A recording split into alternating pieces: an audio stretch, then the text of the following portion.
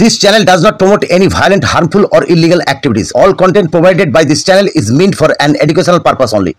বচসার জেরে গলার নলি কেটে যুবক খুন। গতকাল গভীর রাতে ঘটনাটি ঘটে লিলুয়ার পাটুয়াপাড়ায়। এই ঘটনায় পুলিশ মূল অভিযুক্তকে গ্রেপ্তার করেছে। তাকে আজ হাওড়া আদালতে তোলা হবে। লিলুয়ার পটুয়াপাড়ার শিশু ও তরুণ সমাজ ক্লাবের উদ্যোগে গণেশ পুজো হয়। গতকাল রাত 12টা নাগাদ ক্লাবের ছেলেদের উদ্যোগে খাওয়া দাওয়া শুরু হয়। হঠাৎ স্থানীয় যুবকরা লক্ষ্য করেন অমিত রায়চৌধুরী নামে এক যুবক একটি ছেলেকে মারধর করছে। তখন বছর 26-এর সৌভিক দত্ত নামে এক যুবক ওই ছেলেটিকে বাঁচাতে যায়। এই নিয়ে দুইজনের মধ্যে বচসা শুরু হয়। বচসার মধ্যে অমিত পকেট থেকে ছুরি বার করে সৌভিককে আক্রমণ করে।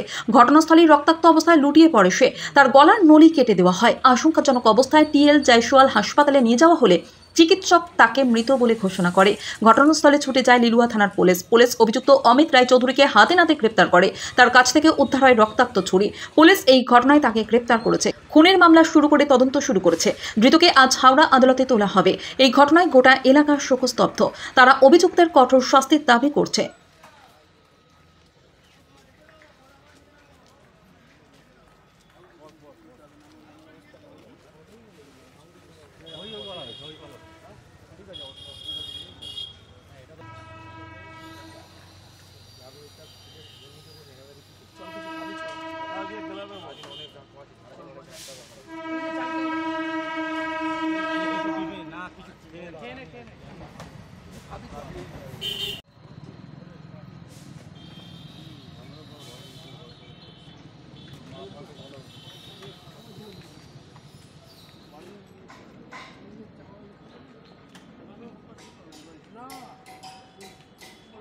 দত্ত দাদা কাজ করেন।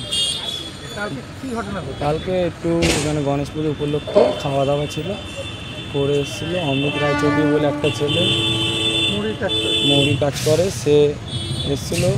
ওর সাথে একজনের তর্কাতর্কি হতে হতে ও বাঁচাতে গেছিলো বলে ওকে মেরে ফেলেছে, মার্ডার করেছে ছুরি দিয়ে। বলে